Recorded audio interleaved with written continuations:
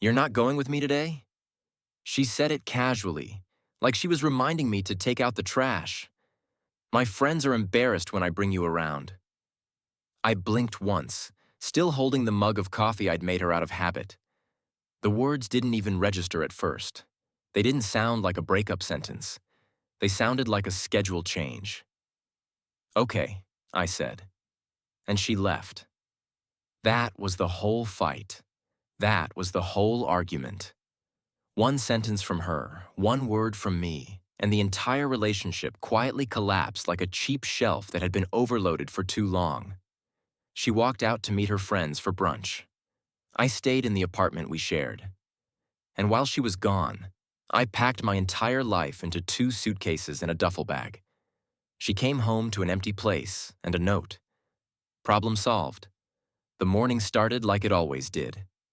Coffee first. It was my ritual. Our ritual, I used to think. I poured dark roast into her favorite mug, the white one with the chipped handle she refused to let me replace. I added a splash of oat milk, exactly the way she liked it. The sun cut through the blinds and painted pale stripes across the kitchen floor. It was Saturday. Quiet. Normal. Safe. The kind of morning that makes you believe the next few hours belong to you. I could hear her in the bathroom, the hairdryer whining, then fading to silence. For a second, a memory hit me so clearly I almost smiled. 2 years ago, camping in a storm that turned our cheap tent into a leaking joke. We'd been soaked, shivering, and miserable, and she laughed until she couldn't breathe. She'd called me ridiculous for believing a $30 tent could survive a monsoon. I'd rigged a tarp from rope and stubbornness. She kissed me with cold lips and said I was her resourceful guy. Back then, those words felt like love. "Coffee's ready," I called out. "Be out in a sec," she replied, clipped and busy. I went to the bedroom and pulled a dark blue button-down from my closet. She'd bought it for me last Christmas. "For when you need to look sharp around my people," she'd said, like I should be grateful for the training.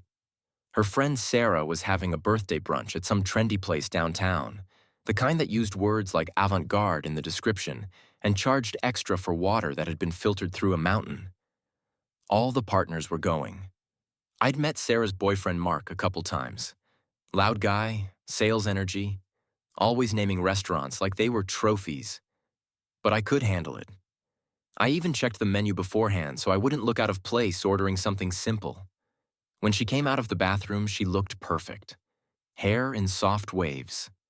Makeup clean and expensive. A perfume so sharp it almost tasted like money. She didn't look at me the way someone looks at a person they love. She looked at me the way someone looks at a detail that needs adjusting. "You almost ready?" she asked, scrolling on her phone. "Yeah, just grabbing my shoes," I said. "That place looks cool." I tried to sound relaxed, interested, like this wasn't a test. She didn't answer. She took one sip of coffee, set the mug down, and then leaned against the counter and finally looked at me fully. "You're not going with me today." For a second, I thought I misheard her. "What?" I asked, laughing once, confused. "I thought I was invited. Mark's going, right?" She sighed. The sigh people reserve for someone they think is slower than them. Look, that word hit like a door closing. My friends are embarrassed when I bring you around. The room felt suddenly too quiet, like the air itself stopped moving. "Embarrassed?" I repeated. "It's just—" She started, eyes drifting past me like she couldn't even stand to hold eye contact with what she was doing. "You're not like them. You don't get the same things.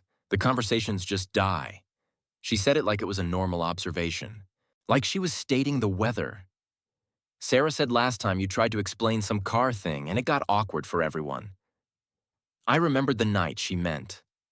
A rooftop bar.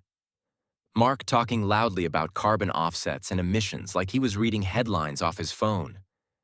I'd corrected one small technical point because it was my job to understand systems and consequences. I thought I was contributing. She'd squeezed my knee under the table hard. Back then, I thought it meant thank you. Now I understood what it really meant. Stop. You're making me look bad. So, she finished, voice turning firm like she was handing down a rule. Just stay home, clean the garage or something. I'll be back by dinner. Then she grabbed her small designer purse and headed for the door like the conversation was done. I stood there in that blue shirt, suddenly feeling like I'd dressed up for a party I'd never been wanted at. The cruelty wasn't loud. That was what made it worse. This wasn't a fight. This wasn't a moment of anger. It was prepared, thought out, approved by a committee of people whose opinions mattered more to her than my dignity. She let me make her coffee, let me get dressed, let me believe I belonged. Then she removed me. All the little moments I'd ignored lined up in my head like evidence. The way she edited my stories before I told them. The way she introduced me with a vague, dismissive smile. He's in computers. The way invitations to her after-work events slowly stopped. I'd told myself she was protecting my introvert energy. I wasn't an introvert. I was an inconvenience. The heat of shame rose up my neck and face, and then something colder followed it. Something clean. Something final. She had her hand on the doorknob when I spoke. Okay. My voice was quiet. Flat. Calm in a way I didn't recognize. She paused and glanced back. Surprise flashed in her eyes, not regret. Surprise that I wasn't begging. Surprise that I wasn't pleading for a second chance. It unsettled her for half a second. Then she shrugged like my calm reaction was just another flaw. Good, she said. We'll talk later. And she left. Her heels clicked down the hallway like punctuation. When the door shut, the apartment didn't feel like ours anymore. It felt like a box with air inside it.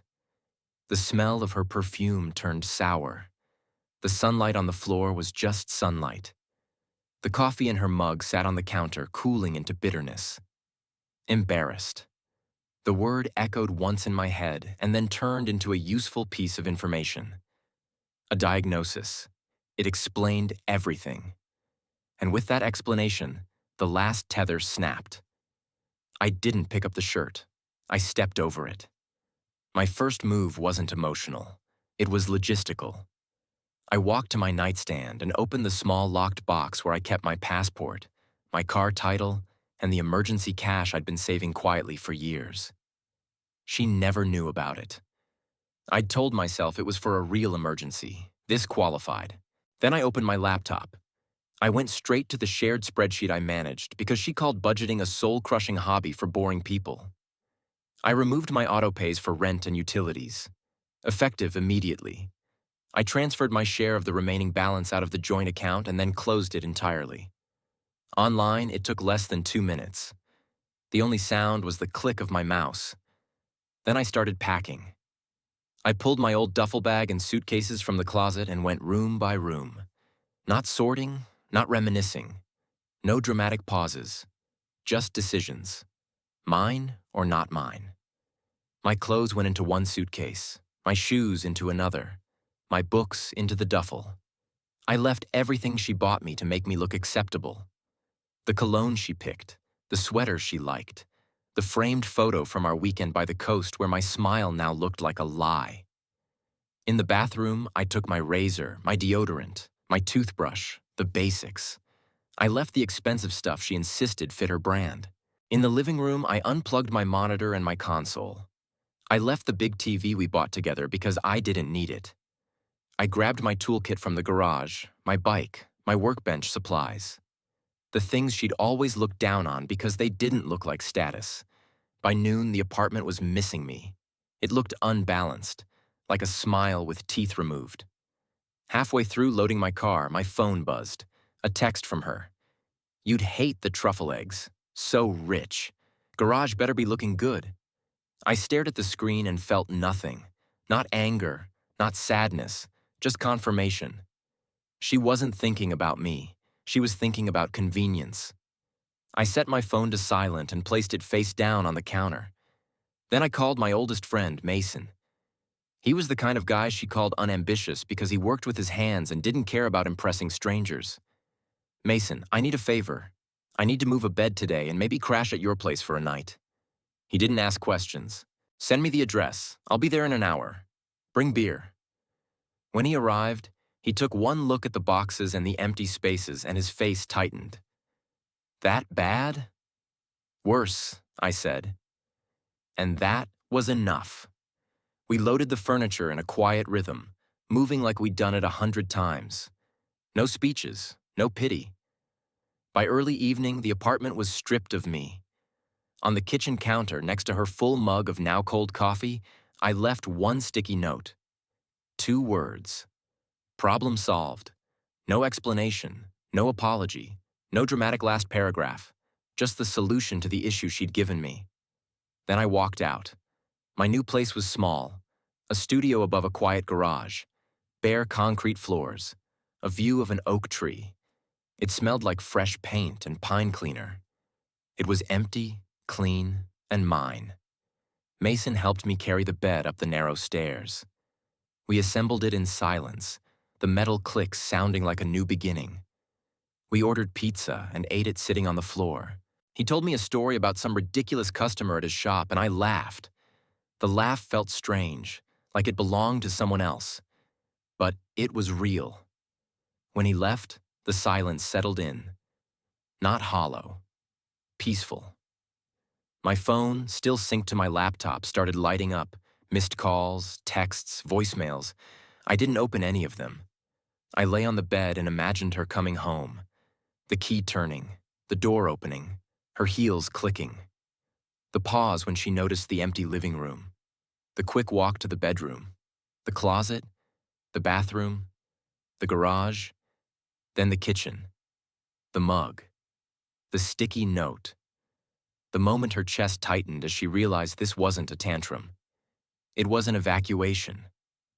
I fell asleep before midnight. The next morning I checked my voicemail once, out of curiosity, not concern. Her voice was sharp at first. What the hell is this? Where are your things? Is this a joke? Call me right now. Then the texts started coming in waves. I didn't read them one by one. I skimmed them like junk mail. What about the rent? What about the lease? My friends are asking where you are. This is so awkward for me. That line was the one that stuck. Awkward for her. Not I hurt you, not I'm sorry, you're making me look bad. Over the next week, the messages changed shape. Anger softened into bargaining. The sink is gurgling. You always knew how to fix that. The electric bill got a late fee. The auto pay didn't go through. Mark asked about you at dinner. He said you were actually knowledgeable. He wanted to talk. I didn't respond. I was too busy building my life back from the inside. I hung shelves. I bought a plant. I signed up for a weekend woodworking workshop. I changed my routines. I learned what quiet felt like when it didn't come with dread. Week 2, Sarah texted me from an unknown number. Whatever manly pride thing you're doing, stop. You're hurting her. Real men don't ghost. They work it out. I replied with one line. There's nothing to work out. We're done. Then I blocked that number too. Week 3, a mutual friend sent me a screenshot of a group chat I was never supposed to see. She was calling me fragile. Weak. Too sensitive. Mark responded with something that made me laugh out loud. Yeah, but you said you were embarrassed by him in front of people. That's cold. And suddenly, the same crowd she tried to impress started turning on her. That was the thing about people like that. They didn't respect loyalty. They respected power. And she'd lost control of me. One night, a new voicemail came through. Softer, tearful, performative. I get it now. I was awful. Those friends are toxic. I cut them off. It's just me now, the real me, the one you loved in that tent in the rain. Remember? She tried to weaponize our sweetest memory like it was a key. It didn't fit anymore. I waited a day, then I called her back. She answered on the first ring. Hello? I'm glad you're working on yourself, I said calmly. Her hope surged through the phone. So can we talk? Coffee? No, I said. That wouldn't be good for me. Silence. Take care, I said. Then I hung up. An hour later, the real message arrived. The one without tears. Fine. You were always weak. This proves it. You'll die alone and boring in your little cave. It didn't hurt. It just confirmed my decision. I blocked her number, and the buzzing stopped. The silence that followed was golden. Months passed. My studio turned into a home. Plants thrived. I refinished a vintage desk I found at a thrift store. I joined a climbing gym. I started sleeping better, eating better, working with more focus. My job, the one she reduced to he's in computers, funded my independence so easily it almost felt ridiculous that I'd ever let someone shame me for it. A mutual friend kept sending updates I didn't ask for. Sarah and her had a blowout.